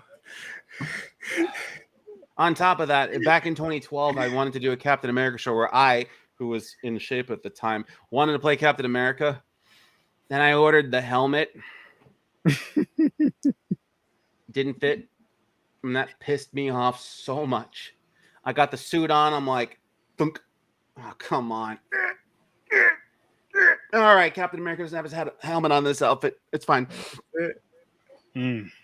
So, yeah, I get a big head. Yep. Preachers of the choir, man. I already know. But yeah, Robot Princess from Planet X, basically, if you're just like a fan of those like space age creature features like Forbidden Planet or The Day the Earth Stood Still or It Came from Outer Space or even just Invasion of the Body Snatchers, you'll like Robot Princess. It's just that, you know, that classic style story where there's the science makes no sense. You know, they have successfully combined man and machine together into one, but they have abandoned their emotions in favor of logic and shit like that. It's all silly. I love it. Yeah. Yes, so the plot is the robot princess has left Planet X, and the Space Ranger must find her and bring her back and protect her. Yo, you need to be doing fucking short stories or like reads of stories, voiceover for like narration of stories, because the way you switch the characters up and shit like that, I fucking love it. I do have radio plays I put on my channel, which are in the podcast playlist. So I do voice some characters. Nice. But I have a guy who, my friend Emmanuel, does these amazing voiceovers. So he's actually my narrator. I might do the narration for this one just because I have that higher voice of, you know, Robot Princess from Planet X being able to talk like this from that transcontinental accent of the 1950s. That's awesome. That's and awesome, it worked man. for this. It worked. Perfect. Look. Yeah. So that's perfect. But yeah, it's fun, and you know, I'm actually really happy that I got this sucker here because, you know, it looks just like the drawing, and that's what I was going for. I got some more artwork on my Facebook, or on the thing, actually. I posted it there. But yeah, if anybody is a fan of this kind of stuff, please contribute. If I can at least cross the $500 threshold, I can begin production because I'm that fucking resourcul. You hear that, guys? You hear that? 205 right now. We can get that up. Say $300 more, folks. And he's starting. But that doesn't mean stop either. Nah, get this guy to go.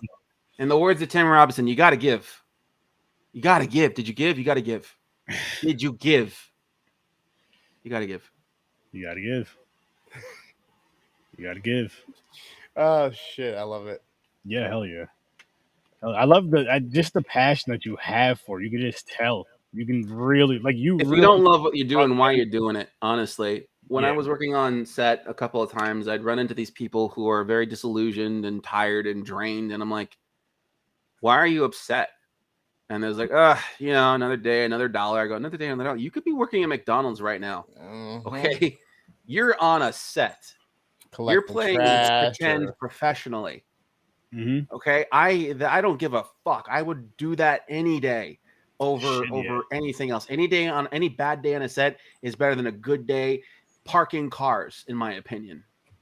Working minimum wage. Like, fuck it. I want to be on set. Mm-hmm.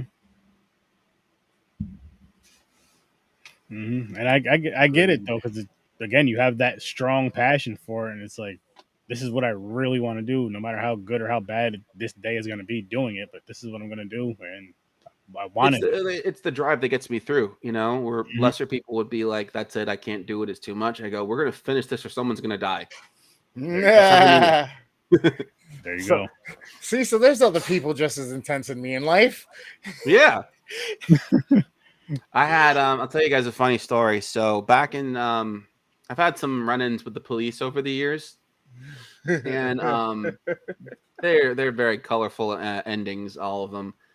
But my very first time, this is the progression of police situations, so you can kind of see the trajectory of how I've evolved as well. First time was in 2004.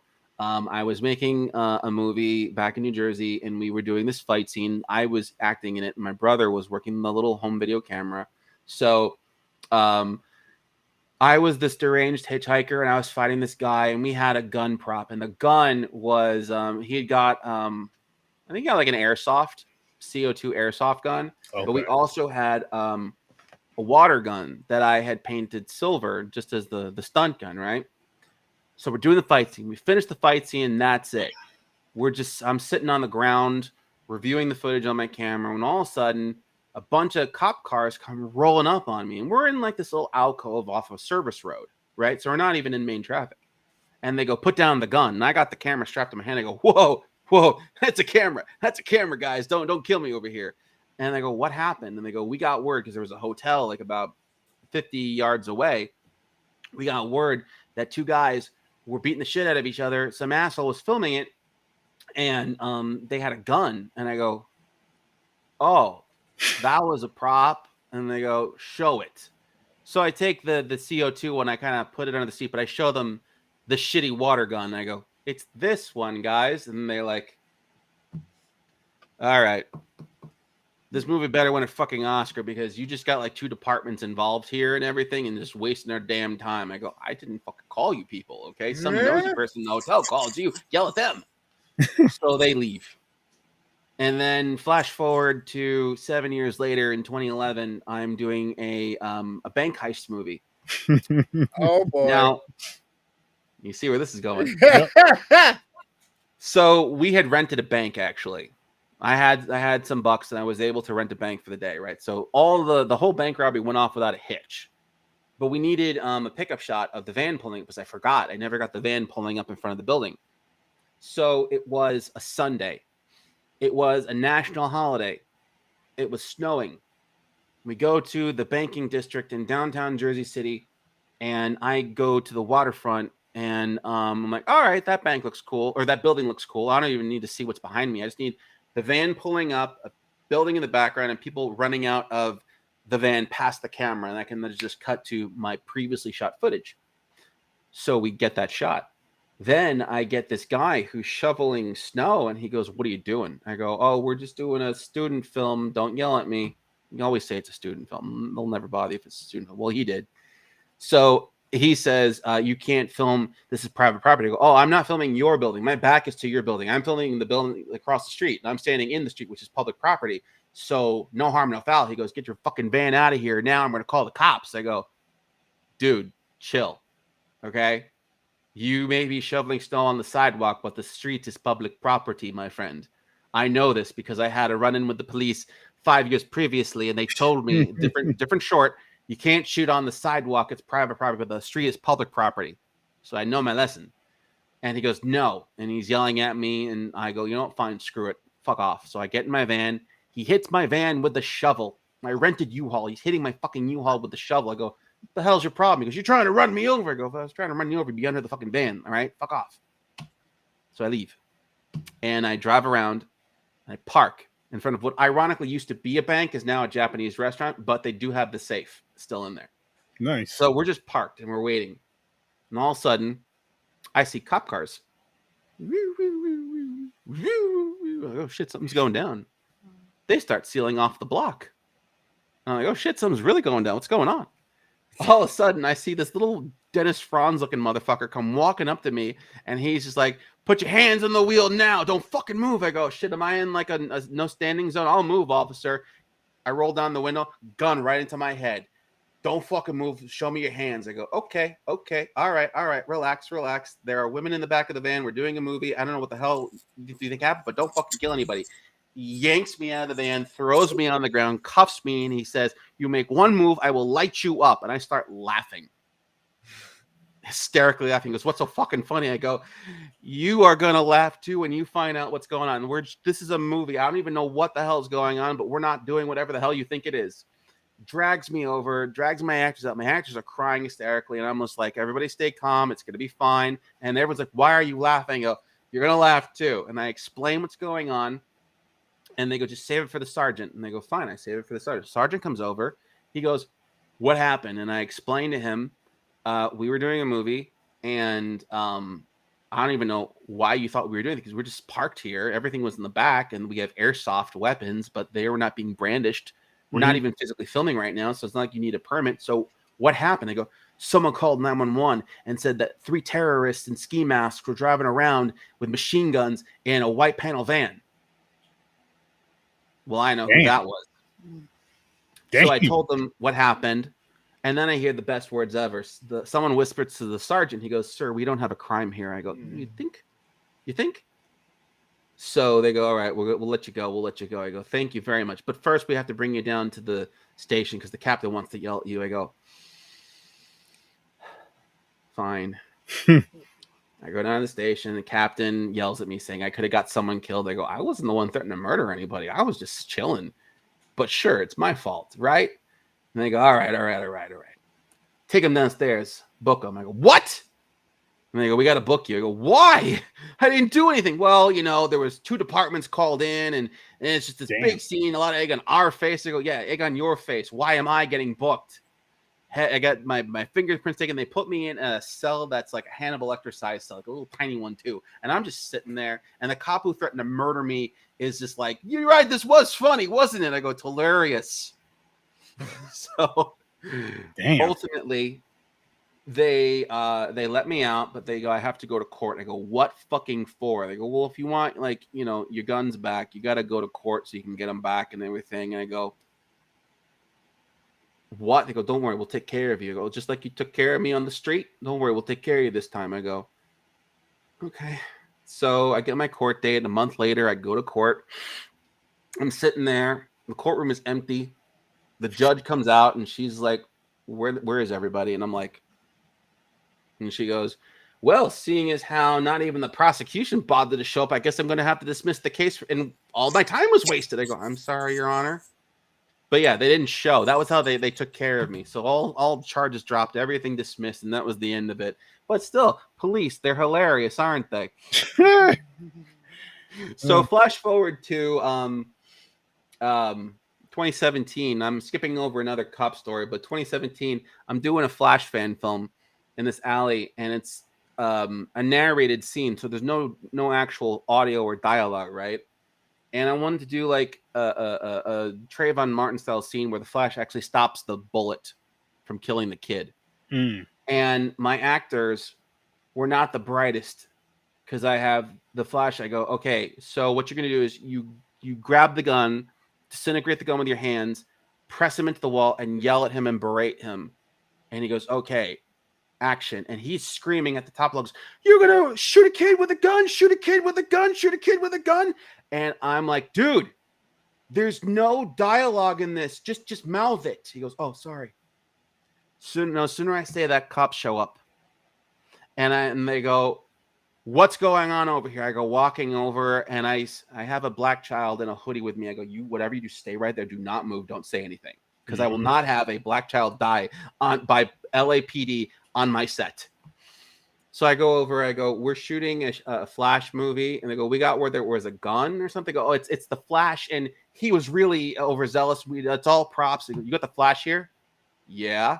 "Where is he?" I go, "Hey, Flash." He comes jogging over. "What's up, guys?" And they see him come running over in his little red outfit. They take one look at him and go, "All right, let's go." Sometimes so the lesson from that day was always have a guy in a red spandex costume. Now you're shooting Flash. Flash, come out, come on. No, seriously, when you have the costume character show up at that point, all suspicion just drops, and they're just like, "Yeah, there's no way in hell they would be faking this, because what's he doing?" Same thing happened with Daredevil. We were just shooting in New York, and it was just really cold, and an ambulance parked in the alley. I go, "Hey guys, can we just like chill out in the back of the ambulance for a bit because it's cold?" And they go, "What are you doing?" I go, "I got Daredevil over here." "Where?" I call him over. "Hey, Daredevil." He comes jogging over. "Oh shit, you got Daredevil? Let's take a selfie." Yeah, you can sit in the back of the ambulance. It's cool. Nice. Oh my gosh, that's so awesome. freaking cool. That's so cool. Again, this is all from just approaching, being polite, and all that other stuff that we were saying earlier. He was pointing out there earlier. And you just got to ask stuff. Sometimes things just fall into your lap. I needed this is back in 2000, I guess 4. I needed an aerial shot of this one sequence. I wanted to do a POV shot of someone from the rooftop looking down at a situation. But we were in a one of those industrial parks, and there were no neighboring buildings. Mm. And I'm like, shit, the only way I'm gonna get the shot is like with a fire engine. So I call up the local fire department, and I'm like, hey, what are you guys doing right now? And they're like, nothing. Why? I go, can you guys like come out here and let me like shoot from the top of your crane? Okay. I had a fire engine come out, and I went up to the top of the crane for like 2 minutes, and I got my scene, and then they brought me down, and they're like, is that it? I go, yeah. And they go, okay, cool. Have a good one. They just drive off because they were bored. Servicing the community. Hey, Yeah. And you know, it never hurts to ask. that's so freaking cool. That's so freaking because you're right. It doesn't. The worst they can say is no. Exactly. Okay, that's fine. You ask somebody else, and you're Yep. eventually gonna get a Yep. yes.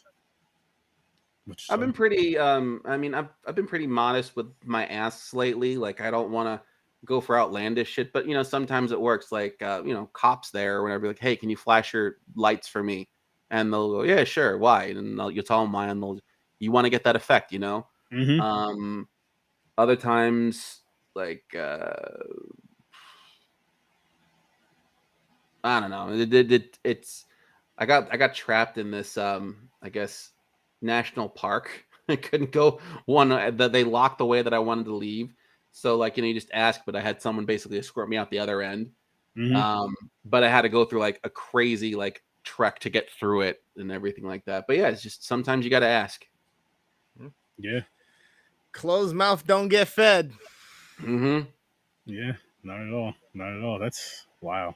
So many freaking gems in this episode, which is just so awesome for you. Those of you that are watching and you're content creators, I hope you're really paying attention because he said some I shit. have a I guess a seminar that I kind of teach from time to time when I go to like conventions and do like panels, and it's called How to Shoot a Movie Without Getting Shot. Wow. And I basically kind of outline like a lot of the stuff I talked about tonight with you know the cop story specifically and those incidents, Yeah. and then just you know figuring out it's basically like guerrilla filmmaking, and I do believe that guerrilla filmmaking is still a very viable, and there are very very sensible ways to go about doing it, and there are very smart ways to go. There's stupid ways too, but those people aren't really around right now because they're dead. So be smart. Yeah. Be smart. Be safe. And again, ask. Because I heard a horror story. This one guy, I think it was Texas, but he had a gun. I don't know if it was a prop gun or not, but cops came and arrested his ass, and he went to jail for it because I guess he didn't have the right permits or whatever. And it's just like if you're shooting with first off any kind of weapon, whether it be real or fake, wherever you do, you got to keep the thing down and conceal at all times and only pull it out for the shot that you need. And make sure those shots that you're doing it for aren't crowded or around people who are not going to know what's going on. One thing I did a couple of times when I was shooting in my hometown was I did my first horror movie, Methodic, there.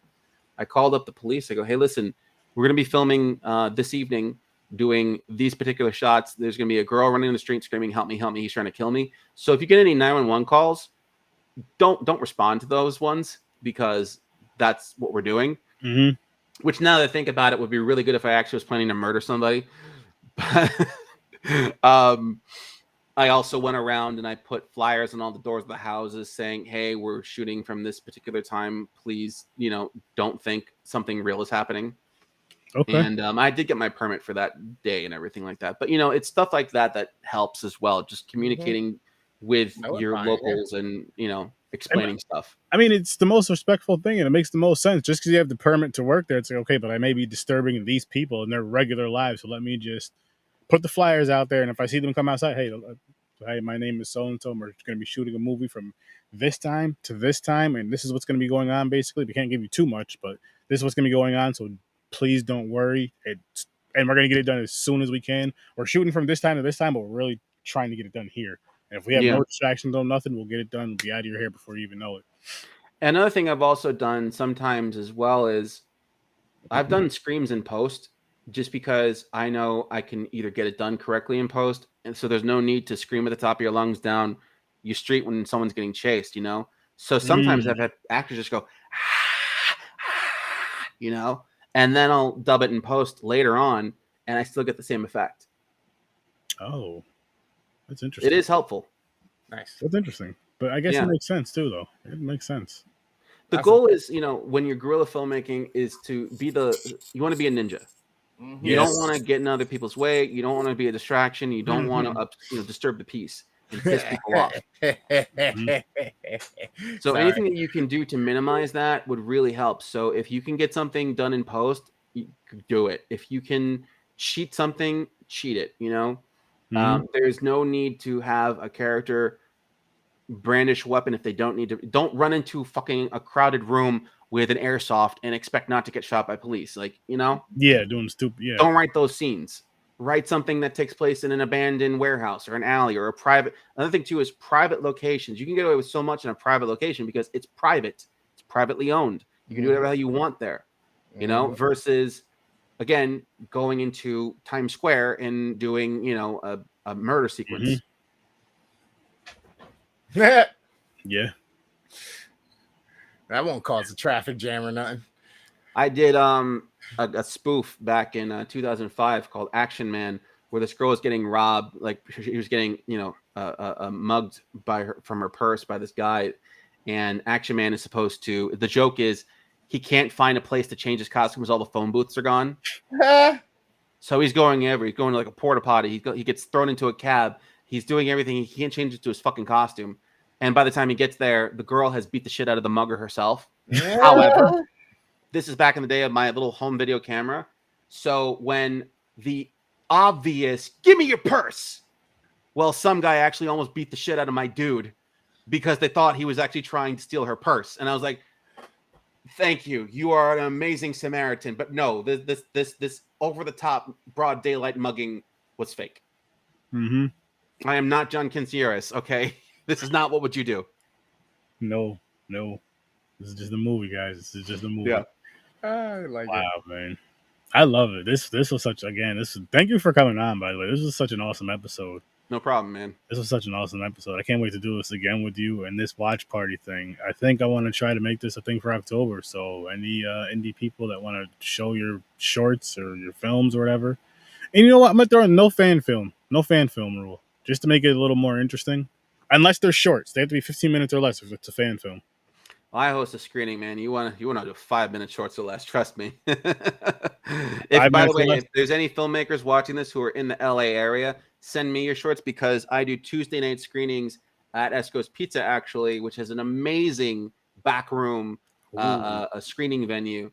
So I host. So you can send me your fan films, but you got to be a local filmmaker to LA because I want you to physically be there. Nice. We want butts and seats. If you're not there, you ain't screening. That's so awesome. That's great. That's so awesome. And it's called Tuesday Night Screenings. Our fourth one is scheduled for September 12th. Nice. That's amazing. Congratulations. Thank you. That's beautiful. That's beautiful. And listen, people out in the LA area, take advantage of that. You want people to see your film. You want to know how people really feel. You're going to get it right there. And we get a really good turnout. We get about like at least 50 people each month. Nice. Like we do run out of seats. It's a small venue, but it's still a fancy venue. If you watch my Kingpin short film, you can actually see because we shot the whole thing there. Nice. See what I mean? This guy is just the real deal. It really is, man.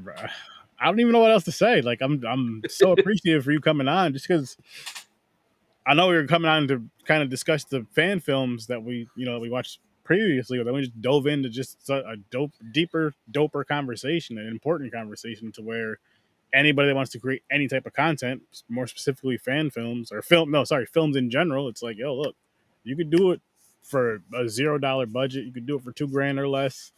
Have your ideas, write your script, practice, and shoot it, and fucking do what the you can do. goal is, as a director or a filmmaker, because I don't call myself a director, I call myself a filmmaker, is to be able to do as much as you can, as well as you can do it. Mm-hmm. Because that way, it gives you an advantage when you're in a competitive field. I remember when I was back in college, I talked to a film student, and she was putting together her thesis. And she was Portuguese, and she had this story that she wanted to do. So I go, "Oh, so what are you going to do for your thesis?" She goes, "I want to tell this story that I learned from my childhood in Portugal." I go, "Oh, cool. So did you write? You didn't write the story, but it's from a book or something, right?" She goes, "Yes, it is." I go, "Okay, so you're going to adapt the story. So you're writing the script?" She goes, "No." Who is? "Oh, I'm going to get a screenwriter to adapt the script for me." Okay. So are you gonna so you didn't write it? Are you gonna shoot it? No, I'm gonna get a cinematographer. You're gonna edit it? No, I'm gonna get an editor. Can you tell me what it is that you're gonna do on this project? I'm going to direct. You're just going to direct. You're going to filmmaking school, and you're going to just call action and cut, and maybe give notes here and there.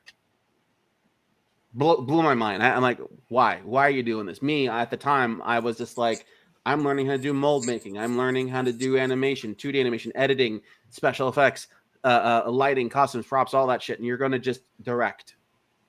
Spielberg it, baby. Yeah. In a competitive market, the more you do, the more valuable you are, because people want to optimize their own budgets. So why would I, as a producer, want to pay for a writer, a director, a cinematographer, and an editor when I can get one guy who can do essentially all those jobs for a flat fee, or a fixed budget? It's a lot cheaper when someone, because that's another thing too. When I do stuff, it's like, look, I do all these things myself. It's cheaper if I just, did it myself anyway. So just hire me, rather than like getting somebody who get individual people, plus the level of communication you have to communicate all these things, different people. It clogs up the process. Just doing an email where you're trying to convey an idea, or doing a conference call where you're explaining what you want and sitting in and talking to people, can be really, really tedious. I don't have to do storyboards for my cinematographer because we own the same body.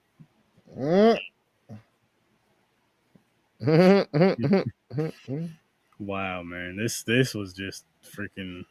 Pull this one up here, Kyle. So much great information here. This is a fantastic interview.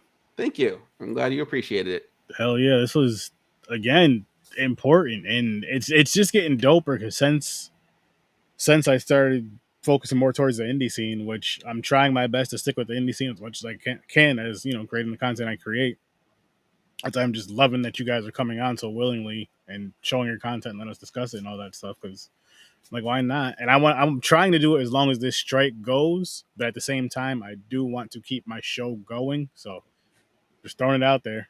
But I do want to keep doing this because I love this shit so much. This is so freaking fun having you guys on here. And not only just like, you guys don't just come on here just to like talk about yourself or promote yourself. You're talking about how you can get in your foot in the door, and it's basically just pick it up and do it. That's the one message I get from everybody is do it. But the one thing I love that you said is like, you know what? Challenge yourself. Do it. Try to make stuff.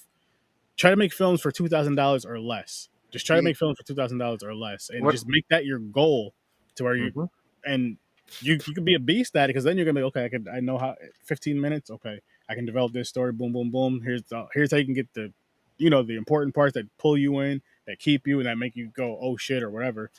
And I'll put all those in there within each other, mixing around in a crazy way. I don't know how the hell you do it, but I love it. That's it. For me, it's like I view it like working out. This is my version of pumping iron, because I'm a bodybuilder in filmmaking. Every short film I do is me working out again. And I went all of 2022 without making something, and I felt terribly out of shape. So I made Amalgam in 2023, and then I did Kingpin, and now I'm trying to do Robot Princess. And it's like, you got to keep your skills up. You can't just say like, it took me 5 years to make a short film, and now I'm going to make a feature. First off, fuck you, no. Okay? Because your first thing is always going to be, mediocre at best. You have to really work at it and get that skill level up to do a feature. Second off, if you do a feature, that's fantastic. It doesn't mean, unless you've got another feature lined up immediately after, you make another short film. When you're not making a big project, make a short film, because A, it'll keep your name in everyone's mouth. 2, or B, it's going to keep your skills fresh and tight and just flexed. you know, rather than, oh, it's been ages since I got behind the camera. You don't want to ever have to have that conversation where it's like, when was the last time you made something? Before the pandemic. Why would I want to hire you, man? You haven't made anything since before the pandemic. You have any idea how many years it's been since the pandemic? Like, make something now. Yeah. Yeah, I just love that attitude. It's like, why'd you stop? Oh, and in terms of getting your foot in the door, to be a filmmaker is to be insane, because it's the definition of doing the exact same thing and expecting a different outcome each time. You're making the movie and you're expecting to make it with that movie each time. And every time they say, no, this is the one, you make another one, you make another one, you make another one. You bang your head against that wall until that wall smashes or you die. Yeah. Yeah. But still, I guess for me, it's just because I see the end results, and then here and there, if, you know, on films or whatever, where they'll throw some of the, not necessarily gag reels, some of the blooper reels, I guess you can say, but just some of the behind the scenes stuff. I love seeing that stuff, to where you really get like kind of a better idea. You don't necessarily get the on-set idea, but a better idea of like what's going on into filmmaking. And that's a reason why I would want to be on set, not because the glitz and glamour and the lights. Fuck all that. I want to know how shit works. Like, I want to know how the light works. I want to know where you have to have the light, where the light needs to be positioned, and all that. I want to know where the I'll give you an easy thing for lighting. It's very simple to do lighting. Case in point, I have one light coming here right on my face. Okay. Now look at how the shadow is. I'm getting my hat creating this. If I didn't have this side of my face would be blown out like my hand right now. But the hat is creating a little bit of shade, so my face looks a little bit normal. But yeah, if you look like this, my hand is now, this is a hot spot. That's bad. Most lighting setups are very simple. You want to have a light either back here or back here on your actor to highlight this area, just like a little line on either side. So let me see if I can get it to work or not. Nope. Hang on. I'm going to try and do a live demonstration. So case in point, let's do this one over here. So you see that? You see how this part of my face is kind of lit? Yeah. Now this is a little bit more dramatic. Yeah. So now if I were to do a scene and everything, now you don't lose this information here, but I still have this hard shadow on my face right here and everything like that. Now, if you were to darken here like that and everything, it looks a little bit more dramatic, you know? So you have one softer light here like this, one light like this and everything, and boom, now you have some definition on what's going on. Another thing is here, obviously, this is dramatic light. So now I know if I do this, my face looks a little bit more evil. If I do a harsh overhead light like this, you're not going to get a whole lot of information. It's really going to just be shaded. Now, the closer the light gets to the face, the more blown out I am. So you have to soften or diffuse your light, now either through distance or through physically lowering it. The best thing to do is always have a light coming from the side or the back side or from the back entirely, and like this, you know? Spielberg does that with silhouette shots. You don't ever want to have light just coming boom in front of the face unless it's like in camera, like, oh, someone's staring at something. You want to always have lights coming from the side and create shadow here. The only time to ever have a light coming directly in the face is when you want to do a soft light on somebody, when you want to just do something simple. But when you're doing something noir, you want to have as harsh shadows and stuff like that. So that's the best I can do for a simple lighting class that's impromptu. Yeah. But like you have a light coming here right now, Worst Gamer Chris. So you have a light coming here. That's a dramatic light. Now, if you had an additional light behind you, then you would have something kind of dramatic because you have a soft light coming from your face from the glow of your computer. If you put the light that's on this side of your face, whatever it is, a little bit further back, you would have a dramatic setup. You, Sturdy, on the other hand, you have a soft light on your face. So your soft light basically is something that would be a little less dramatic. This is like if we were going to just have like a dialogue shot, I'd zoom in closer on your face and then there you'd be. But it's bland. It's not anything that's overly dramatic.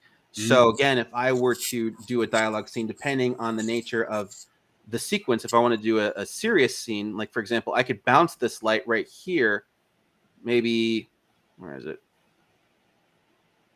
Something kind of like this. So ultimately the goal will be to have it kind of bounce up off of the table onto my face. I don't have anything that's reflective, but you bounce off, like, just say a white piece of paper, or here, diffuse with a white piece of paper. Right. Now look.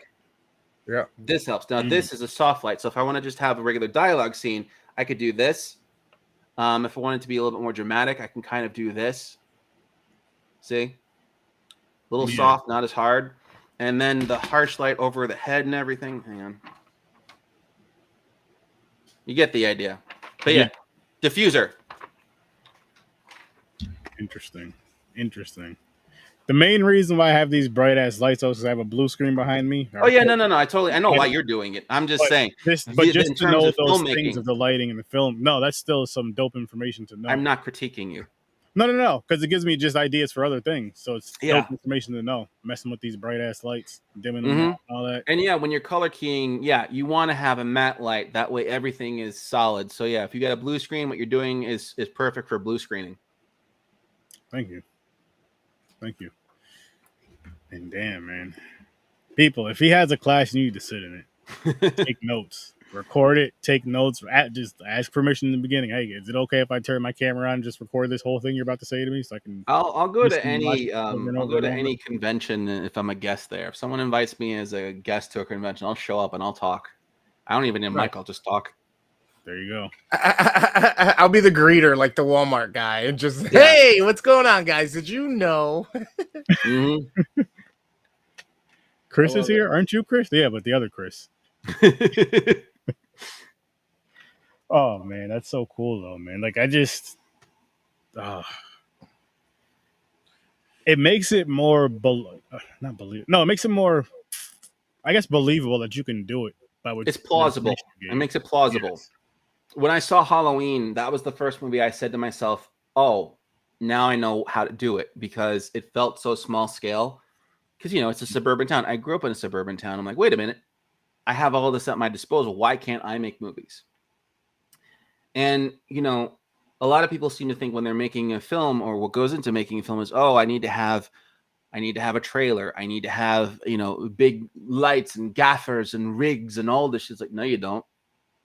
You could use a cell phone light if you really need to. You can use anything. I have I don't think it's here right now, but I have these lights that go in your closet. They're like bars, and you just, here it is.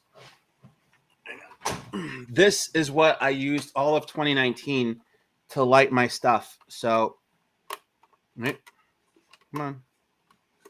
There we go. Oh my gosh. It's funny you say that, because when I first started doing video, the lights that are about this long you get from Walmart? Yeah. The fluorescent ones you just turn on, and that was my lighting. I had That's what this is. Stuff. This goes in your closet. Yeah. But look at that. Boom. Yep. Dramatic lighting right on the face, Mm-hmm. And I have two of these, and I would use these for all of my scenes out on the streets.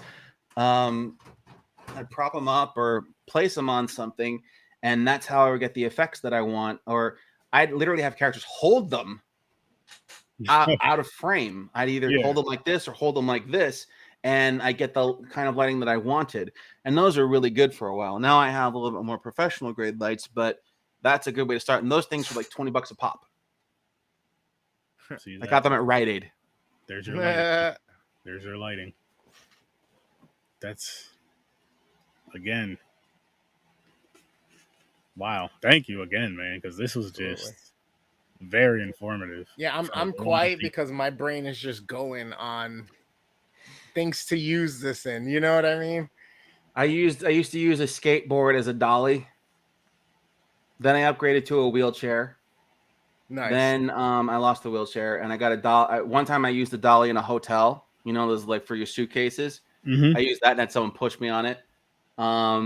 I've sat in cars and had cars just roll and use those as dollies. There's so many ways to do things that you don't need to. Those little like butt scooters that you got in like gym class where they put the cones on. You can stand on those. The goal is just to shut the wheels up. If the wheels are loud, you got a problem. But if you're on like a nice like solid floor, stand on a skateboard, have someone just roll you, you're good. Rollerblades also help, but I'm not that coordinated anymore. But the guys who did Crank, they use rollerblades all the time. Nice. Nice. I have rollerblades, but I'm not coordinated, so exactly. That sounds like a bad idea. That's what I'm saying. Get a wheelchair. Just sit your butt down in a wheelchair and have someone push you. Problem solved. Oh man. I mean, for all that, you can use a computer chair then, right? Or like a gaming chair. Yeah, but you're gonna have the same. Hear that? Yeah. Yeah. You're Yeah. right. So the goal is you want to have quiet wheels. So at least the Quiet wheelchair is quiet. Rubber wheels. You're right. Mm-hmm. Little golf cart or something. I can get my hands on a wheelchair. Yeah, then there you go. Just literally sit in a wheelchair, have someone push you, and then you just do this with your hands and get the shot you want, and it's perfect. Works every time. Oh shit. Hmm.